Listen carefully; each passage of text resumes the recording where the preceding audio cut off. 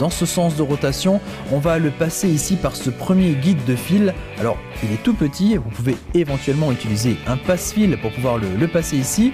On passe ensuite sur cette partie-là, qui va être un tenseur, le frein en fait de la machine.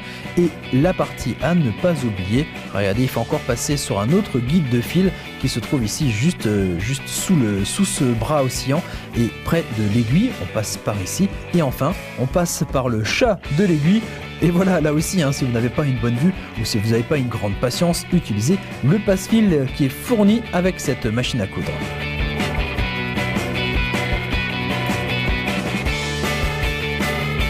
Voilà, maintenant qu'on a changé de fil, je vous propose de faire un autre essai coup de biche de cette manière avec un doigt. Et on aperçoit juste en dessous les griffes d'entraînement comme sur une machine classique. On peut y glisser maintenant le tissu en sachant que la machine va coudre dans cette direction.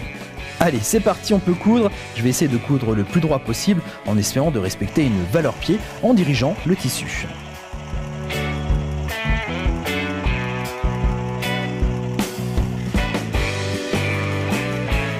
Quand on arrive au bout de cette première couture, si vous souhaitez garder l'aiguille plantée pour tourner le tissu, eh bien il suffit d'utiliser la molette qui va vous permettre de régler la hauteur de l'aiguille. Donc là, on enfonce bien l'aiguille dans le tissu et on peut le tourner pour continuer notre couture.